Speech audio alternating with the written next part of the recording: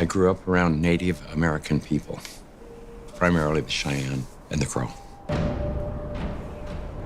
I remember coming home one day and we were going to go into one of the kids' teepees with his parents, and the mother said, "Take those shoes off, they'll make you sick."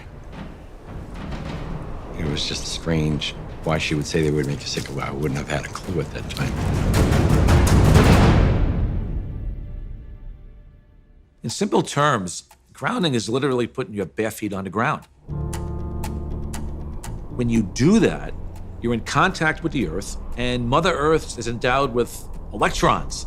And these electrons are literally absorbed through your feet. It's like taking handfuls of antioxidants, but you're getting it through the feet. Grounding means connecting to the earth to support the specific function of the organs of your body.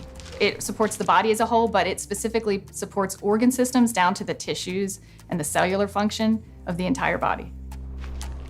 In 1960, we invented synthetic materials. The first thing we did was we put synthetic soles on the shoes. We started wearing sneakers. So it's the most common sense thing that we are organisms that live and grow and depend entirely on the earth while we're alive. And yet we have completely isolated ourselves from it. We're so disconnected that it becomes this weird thing if we actually slip our shoes off. 95% of people walk insulated on the earth. This was the single thing that happened that probably caused the proliferation of inflammation-related health disorders far and above anything else. This is so incredible. This is Nobel Prize material. I got involved in the cable industry in the early 60s. I first learned the need to ground cable signals as we were developing the industry. When you run a wire into the house, before you can go into the house, you have to ground the cable. I mean, you have miles of wire hanging up there in the air. If there's lightning in the air, it's going to hit the cable. And so what you want to do is create a path to ground for the lightning so that it doesn't enter the house or blow up the TV or create a fire. One day I was sitting at a computer and the computer kept crashing. I knew it was static electricity, so I put a piece of tape across my desk and grounded it. Then I realized in that process that the outlet wasn't grounded, so I fixed it so that I could get rid of the static electricity. And I didn't think too much about it. I walked outdoors and I sat on a bench. This tour bus pulled up, and it looked like they had just been to one of these outlet malls, and white Nike shoes were on sale. It just dawned on me. I asked the question, I said, I wonder if it's possible that humans are, we're no longer naturally grounded. I wonder if these shoes could be interfering with us. So that night, I went to the hardware store and I bought a roll of metal duct tape. And I just taped it across the bed. I threw a wire out the window and it had a ground rod outside. I connected to the ground rod on one side and connected to the metal duct tape that I had laid on the bed. So when I laid down on the duct tape, I was like grounded because it was connected to the earth. I woke up the next morning and I thought, holy cow, there's something going on here, because normally for me to go to sleep, I had to take Advil. So I tried to find out what I could. The internet was hardly anything. This is back in '99. Went down to the University of Arizona into one of their medical libraries, and there was nothing. And in fact, I even tried to find the cause of chronic pain. The cause of MS was unknown. The cause of arthritis, unknown. They didn't know. Nobody knew. So I thought, well, I'll go out to LA. I'll go to UCLA and ask them. They pretty much laughed me off campus. They said, you expect us to believe that somebody's going to put a nail in the ground, tie a wire around somebody's toe, and it's going to make them sleep better? They said, get out of here. Go away. You're nuts. So I ended up having to put together my own study, and we grounded 60 people, and the reports that came in were unbelievable. TMJ disappeared, PMS disappeared, inflammation reduced, pain. Everybody slept better. Found an anesthesiologist in San Diego, and he says, I don't think there's anything to what you're doing. There's got to be an anomaly here, but I'll entertain you. He says, I will prove that you're wrong. We did the study. It's the first study that I did that was a legitimate study where we had quantifiable data. Then we decided, well, we're going to do a big study now. And we ended up attracting scientists, physicists. When they saw the study, everybody said, well, this is really pretty interesting. I didn't know anything about grounding. I had never heard of it at all, but I became a new mom, and I had my first child, and she had colic, and she cried and cried and cried. First thing I did, being a physician myself, was take her to the pediatrician, and remember distinctly leaving that pediatrician's office with a knot in my stomach, because the first thing they told me is, it's a baby, let him cry. Literally the only time I noticed that she wasn't in pain, and the only time I could soothe her, was when I was outside and I was barefoot and I had her in my arms. And every time we were outside, she relaxed. I noticed if I did use a stroller or if she was in a car, she was still in pain and uncomfortable. This is not placebo effect. Like, she had no idea if I was wearing shoes or not. She doesn't know that. I'm holding her either way. And I just slowly started realizing this child can only take a nap and feel comfort is if she was on my skin, held skin to skin, and I was barefoot. She'd be dead asleep, and if I stepped in the house and took both my feet off the ground, she would wake back up and the pain response would come back.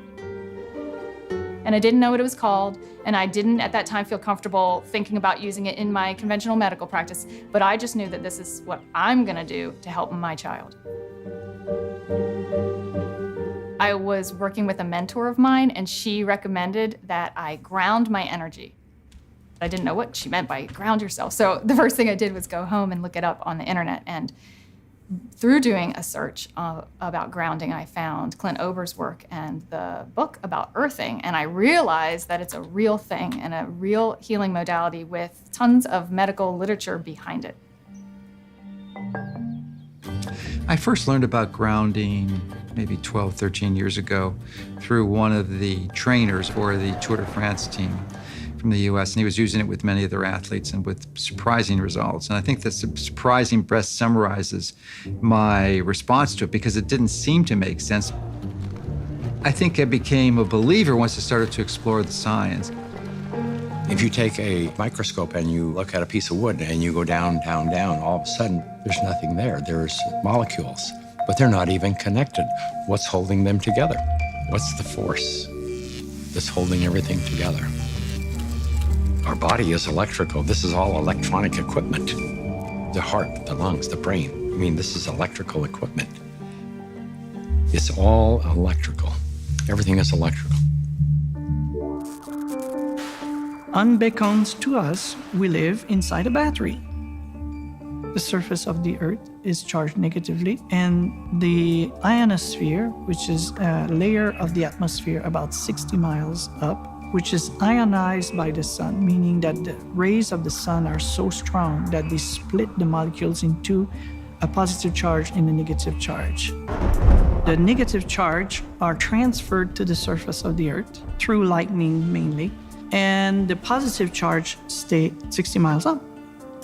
The problem arises when we don't have negative charge. So we need grounding just as we need air and we need sunshine. Stephen Sinatra, who was a cardiologist from back east, was attending a convention. We sat down with Stephen and told him the story of what I was doing. Now he said, well, if you're affecting pain, he says, you need to be researching inflammation. You don't have arthritis, you don't have cancer, you don't have all these health disorders. What you have is chronic inflammation. We have so much inflammation in the body, and it comes out in illnesses. We go to a doctor with all these complaints, but a lot of it is silent inflammation, including my specialty, heart disease. Heart disease is an inflammatory process. So how do we reduce inflammation? Inflammation is produced by neutrophils, which is a white blood cell. You have an injury, you have a damaged cell.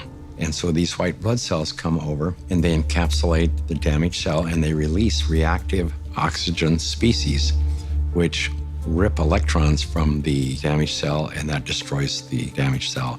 If there's not enough free electrons there to reduce the remaining radicals, they're going to steal an electron from a healthy cell and in the process damage it. Then the message goes out to the immune system and another neutrophil does the same thing, eliminates that cell, and then you end up with a chain reaction. ATP is short for adenosine triphosphate. It's the energy currency of the cell. So we're bioelectrical beings. That's the currency of our body. That's how it works. That's how we run our biological systems, is by generating this electrical energy that's transferred. And when we connect to the earth through a conductive surface in some way, there's a transfer of electrons that slowly go into our body.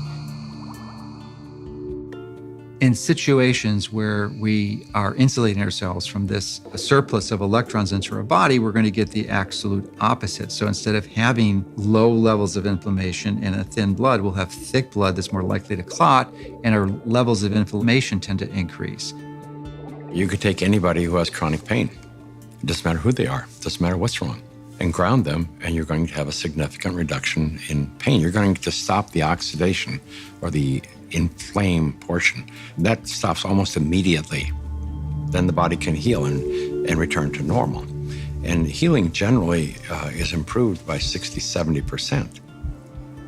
If inflammation is the cause of all these health disorders, then I know that not grounding is the cause of inflammation, because if the body is grounded, you can't have inflammation. Can we measure the effects reproducibly? The answer to that is yes. We now have 20 studies. There's 21 published studies in the medical literature on earthing and grounding.